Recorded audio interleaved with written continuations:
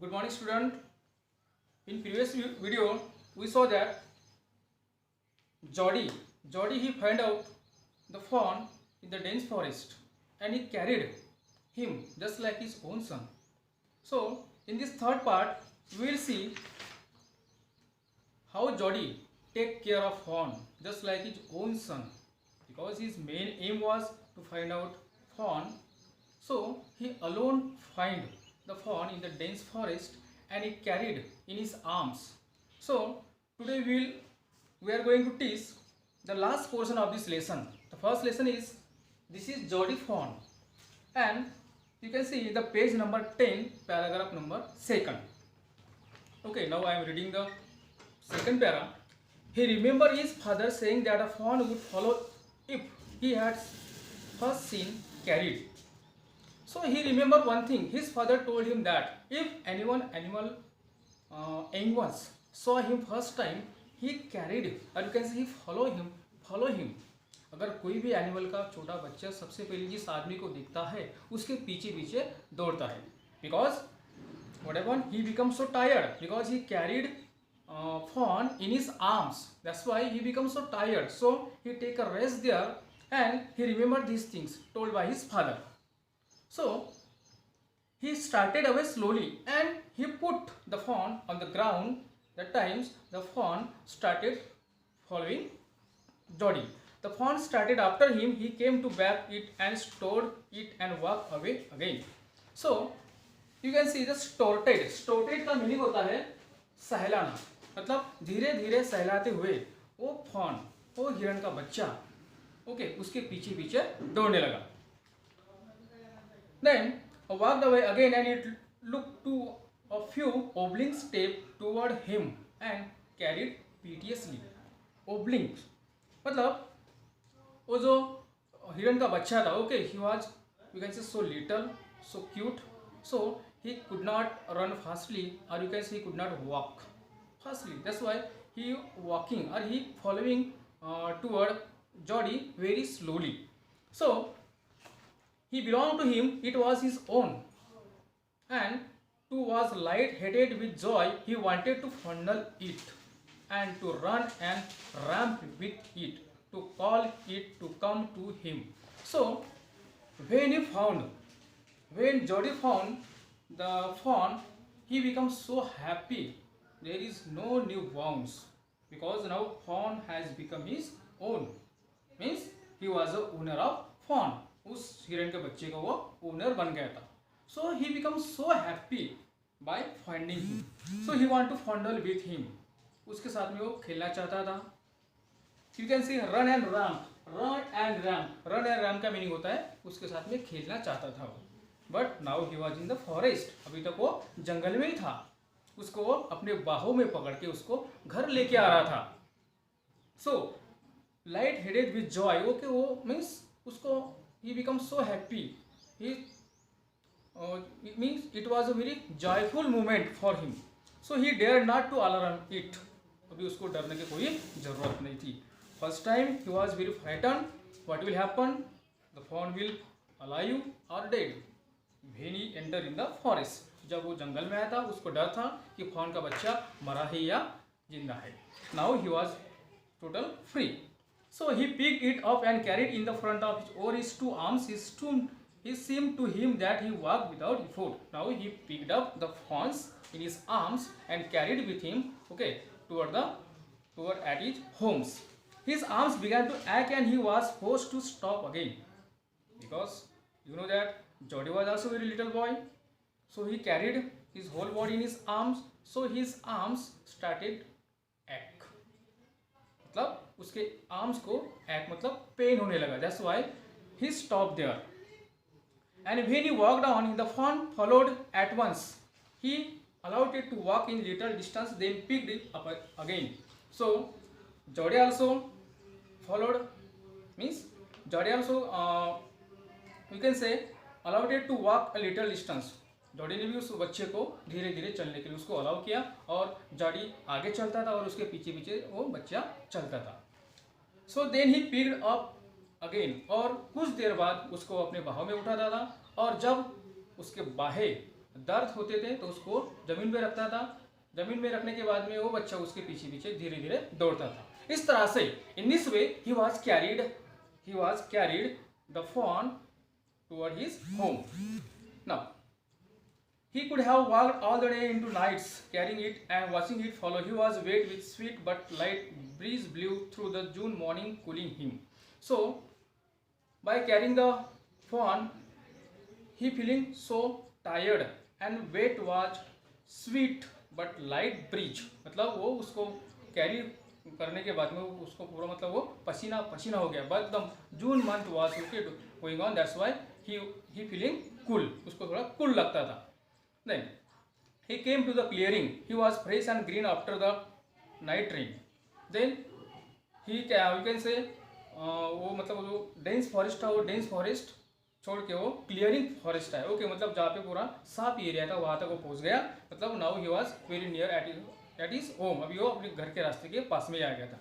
Then he fumbled with the latch and was finally obliged to set down the phone to manage. Then he had an idea. He would walk into the house into Penny bedroom.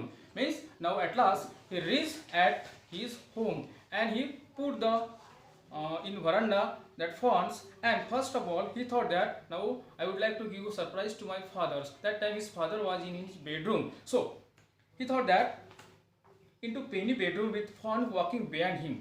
That time when he put the fawn on the ground, the fawn also walking toward him, उसके पीछे पीछे वो भी जाने लगा। But the step fawn bugged and refuse to climb them, but जो step थे okay वो सीढ़ियाँ थी वो सीढ़ियाँ वो चल नहीं पा रहा था।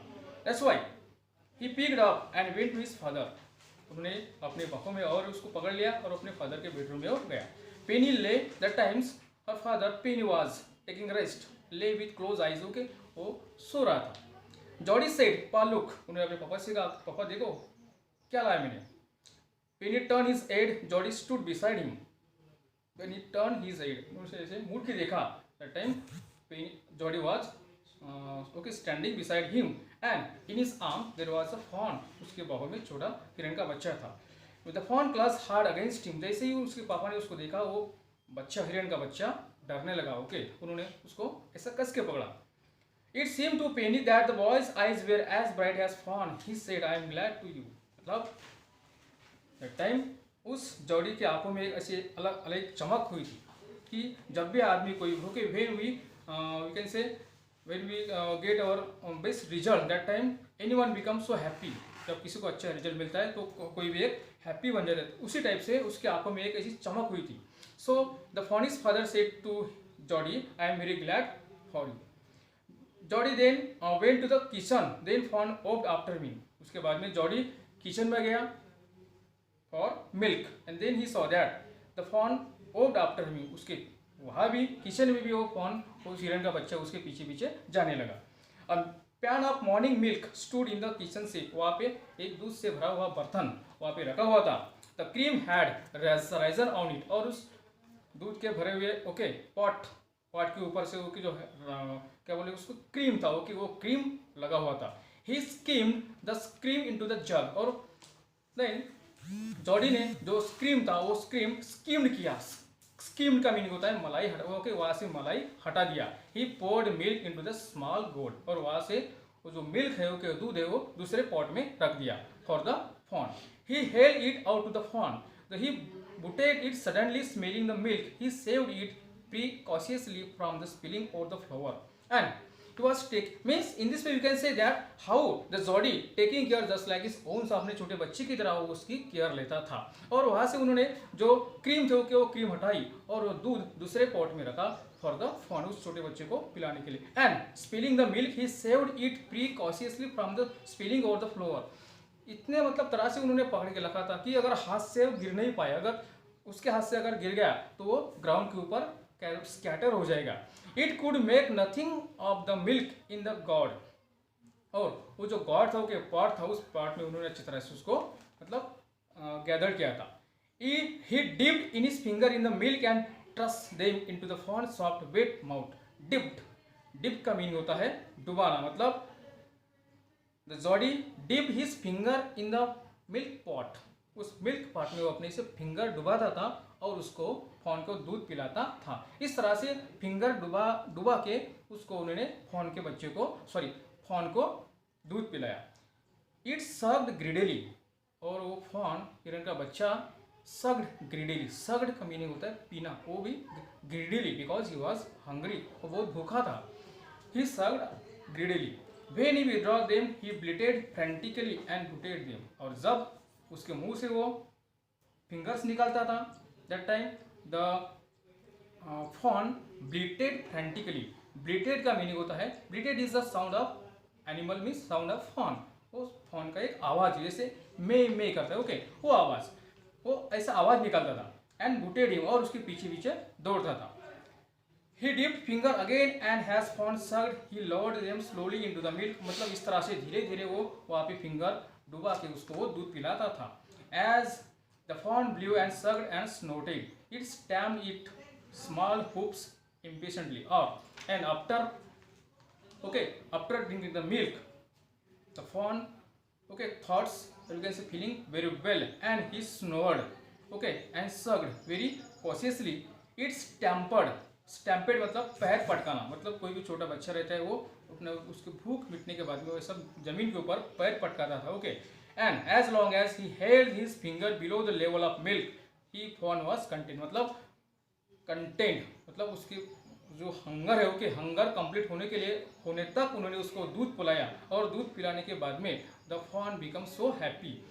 It close its eyes dreamily, and he close eyes, and it was ecstasy to feel its tongue against his hand, its small tail flicked back and forth, और वहीं पे वो हिरन का बच्चा सो गया, and he flicked black and forth his tail, और अपने टेल वो ऐसी आगे पीछे हिलाता था। इन दिस वे, देखो इस लेसन में हमने देखा है कि एक जॉडी को एक मीन्स एनिमल का बच्चा है, वो बच्चे के प्रति कितना उसके दिल में प्यार था कि उसके पापा ने उसके मम्मी को मारा था अपनी जान बचाने के लिए, और उस बच्चे को बचाने के लिए छोटा सा अकेला एक जॉडी जंगल में फॉरेस्ट में गया, उसको ढूंढ के लाया, अपने घर में लाया, उसको दूध पिलाया, मतलब खुद के बच्चे की तरह उसकी मतलब केयर ली। इस तरह से the last of the milk vanish in swirl of foam and gurgling, मतलब जो एक लास्ट बूंद तक उस पॉट में जितना लास्ट बूंद तक उसको दूध पिलाया, दूध पिलाने के बाद में वो हिरन का बच्चा सो गया। Then he also go in his bedroom. In this way, today we finish the first lesson. In next video we will start second lesson. Thank you.